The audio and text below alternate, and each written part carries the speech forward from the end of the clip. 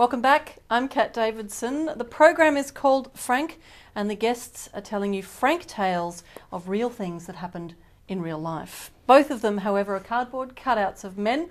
Scott Black is the general manager of 31 Digital, comedy writer, podcast creator, and man about town. Scott, welcome back. Thank you, thank you. Thank you for not leaving in the break. It's fine. I was a bit scared about Keith. I thought he might show up. I think Stace has him on a short leash. He's fine. Don't worry about him. Harmless. Cameron Duggan is the world's most successful stand-up comic. I have a time machine, and that's how I know that that's what's going to take place. Cameron, welcome back. Oh, thank you. Thank you for the good news. Spoilers. Yeah. You don't know him yet, but you will. Now, you are not born in the beautiful brown land of Australia, Scott Black. Who's told? Yeah, I don't know if anyone knew that. Well, according to one viewer of my show, I'm actually faking this accent, and I'm originally from Gympie, and he knows because he went to high school with me. Really? Supposedly, yeah. Not sure, but nice. Maybe It does sound like a fake accent. It does? Yeah. Yeah. Maybe there are two of you. You have a doppelganger somewhere in Gympie. Not very hard, I mean. In a pinstripe If you suit. believe in yourself and eat enough macas, you can also be in this great shape. But yes, no, I'm not originally from here. I am an Australian citizen, though, so don't start writing letters and getting your pitchforks out. I'm a dual citizen, but yes, from Vermont in the northeast part of America. Were there cattle upon your property as you grew up? Yeah, I mean, the most famous thing from Vermont is Ben & Jerry's ice cream, and what's on the label? Cows. Yeah. So, yeah, a lot of cow, a lot of dairy and maple sugar. Two things you mix together, taste awful. Did you know them, Ben and Jerry? I have met one of them. Have you really? Yeah. Did he hook you up with some ice cream? Yeah, do you know he only started putting those large chunks in there because he can't taste anything and he just wanted texture. What a genius Didn't of one a of man. them, something terrible happen to one of them that involved too much ice cream? But Like diabetes Sounds or a like heart a attack fake or hang something on, like that? let me get my phone. I'll give him a call. I'm pretty No. sure that... So did you just say a bad thing from ice cream? I will can not hear of it. Made up story, don't believe Scott, it. your tale that you're telling us live on Frank this evening involves animals getting their own back a little. A little bit, and I always I tell this story a couple of times, and I always preface it with I don't condone any kind of mistreatment of animals. However, just where I'm from, people are simple, borderline frittata, and they just sometimes they treat them like they would their own family, which in my case isn't very nice.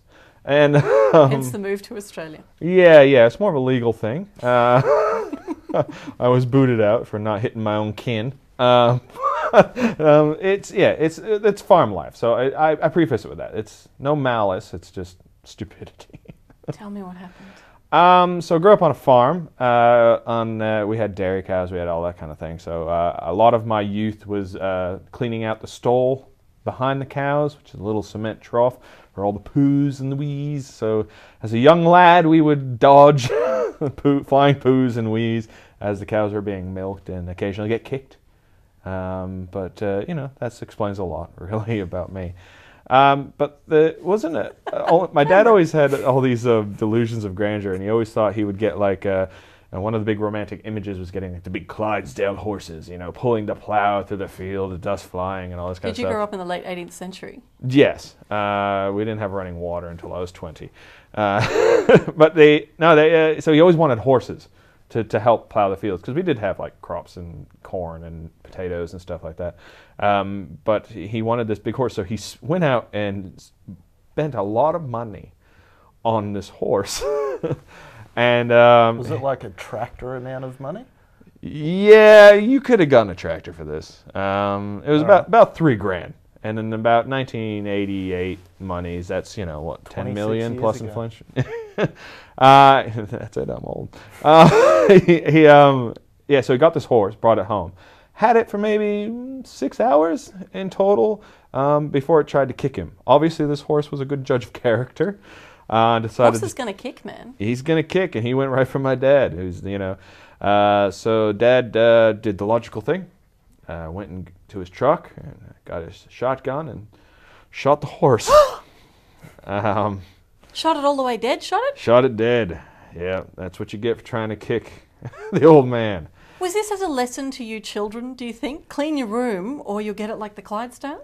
It was more like, don't give Dad money, because he's going to literally blow it away. It's going to end badly for everyone, including that horse. Luckily, the horse meat's not very edible, because he probably would have just tried to eat it just out of principle. But, yeah, it was very sad, and I remember my mom getting very upset because he had just spent a lot of money. Again, I don't condone it, but this is the kind of stock that I ran away from.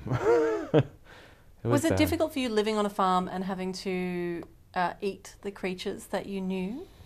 Yeah, my dad had a very favorite game, and this, again, good judge of character. He would buy baby animals, baby sheep, baby cows, beautiful little creatures. Let us name them. Let us get attached to them. Let us feed them. And then when they went missing, that night at dinner, he'd go, "How's the lamb? Did you see Junior out in the field today?" Oh, no. Yeah, and we'd do that pause.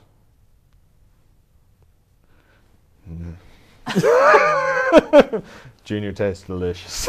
But yeah, that was you never cracked, but he did it a lot. Like he would do it with the cows, and because that's where he never cracked. He shot a horse.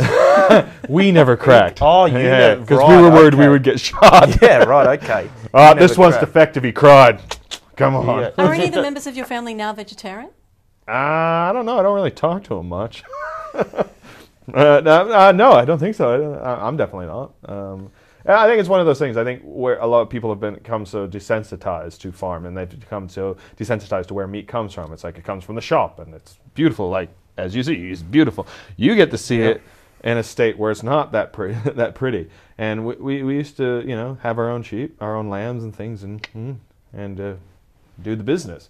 And I think if you're going to eat meat, I think you kind of have to do that at least once. At least have some respect for what the animals go through. Do you ever get any trouble from vegetarians for what you do, Cameron? But no, not really. He doesn't do the deed. He's after the fact. I just cut it up. I don't. Just leave me alone, vegetarians. That's what. So I don't want to talk to you. Well, I will, but about meat. I don't know. It doesn't come up a lot. Sometimes they just walk away. Right. That's fine. That's fine. I'd only make it awkward anyway. Yeah. Probably. It's like, that carrots cry. Just stuff like that. Do they? Sure. You reckon? Hey, does your dad own a tractor now? Probably. I just want to help him. Yeah. Like I can give you his address. He still lives in the house he was born in. I'd probably have to send him the facts, wouldn't I? Sadly, and that's 100% true. He was born in that house, and legit out on the floor, and he bought it because he wanted to be close to his kind. Well, I'm hoping that if one good thing comes out of tonight, it's that the breeders of Clydesdales who are listening in the Greater Vermont area no longer sell any horses to people whose surname is Black. Thank you to both my guests this evening. Scott Black, thank you. Pleasure. Cameron Duggan, thank you very much. My name's Kat Davidson. This show has been Frank. Enjoy your evening.